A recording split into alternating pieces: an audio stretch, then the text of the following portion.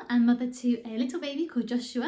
He is now 6 months old. I'm also a teacher specialising in the early years, so I'm really interested in the way the brain develops in that first year of life and the attachments that are made. The brain never develops as quickly as it does in that first year, and even in the newborn stage there are so many things you can be doing to help your baby's brain development. Today I'm going to be going back to our newborn experience, and I'm going to be talking about all the things that you can do with your newborn.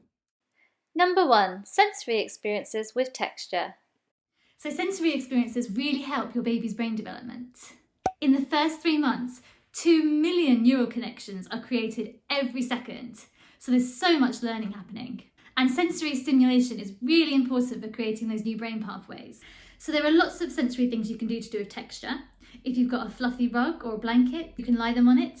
You can help them to feel it, put their hands on it. You can play with fabric. When he was little, I got given a sensory kit and it had lots and lots of really good things in it, such as fabric. He loved playing with this. One of his favourite things to do was for me to brush it gently over his face, and he would be very engaged with it. He would look at it.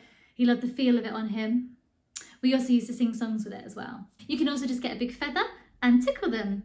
You can put it along their face and their skin, and they can feel the different sensations. Number 2, play with sensory toys to do with light.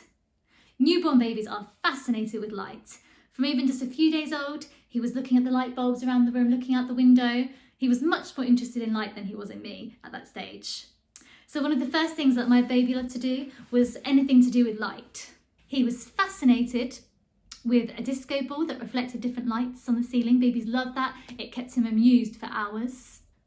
We also bought this on Amazon. It's like a disco ball, but much smaller, cheaper version.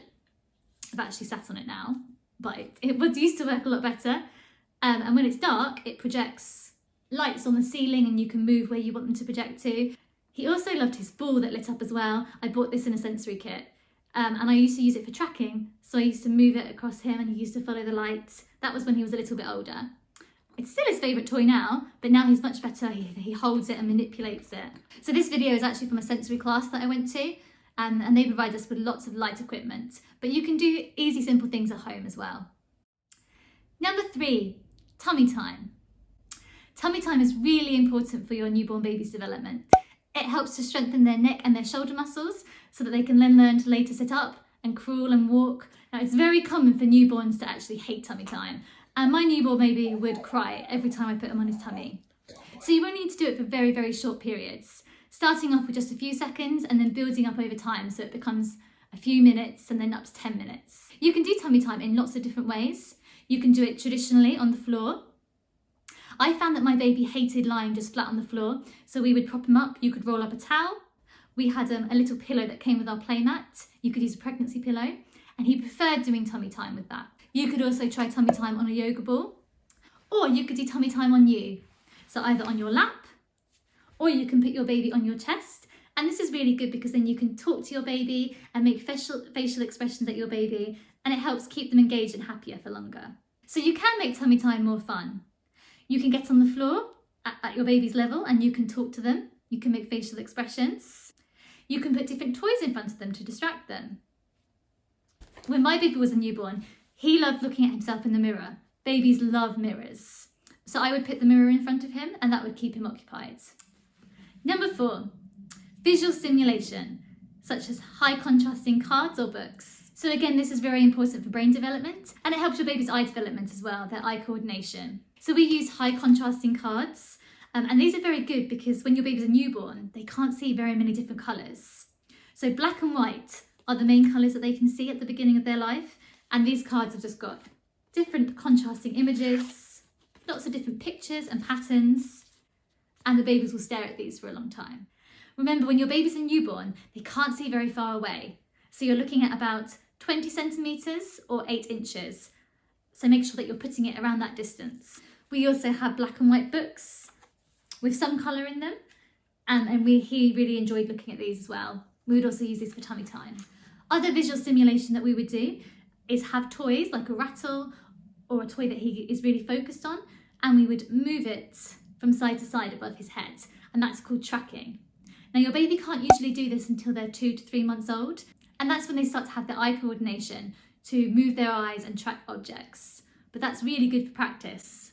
So you could use a toy. We used to use this ball quite a lot because he loved the light. You could also use a puppet. So puppets are very engaging, they're brightly coloured, and you can move it from side to side slowly with your baby. Number 5, reading. Reading is really great for communication skills. Your baby's listening and soaking up all that language, and they can also look at the images as well. We really like these thick cardboard books because babies love to put things in their mouths. They can't really break these or tear them, and the images are really bright colours. These books with different textures are really good as well because you can put your baby's hand on the different textures. More sensory experiences, all great. Number 6, talking and singing to your baby. This is probably the most important one of all. Exposure to language is really important for babies. Talking and singing is excellent for developing those early language and communication skills. It's also really important for bonding with your child. As you can hear, it doesn't actually matter if you can sing or not.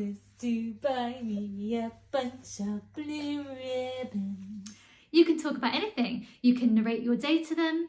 You can blow raspberries on them. You can tickle their toes. You can make funny noises. As they get a bit older, they start to learn turn-taking with their communication. So you can repeat the noises that they make. You might make a noise and they might repeat a noise back to you. So they'll understand that they can communicate by making a noise in response to you. Make sure you're doing lots of facial expressions and smiling. Remember, again, they can't see very far away. So you want to be about 20 centimetres, 8 inches away from your baby's face. I hope this video was helpful and you've got lots of ideas of how to play with your newborn and help the development.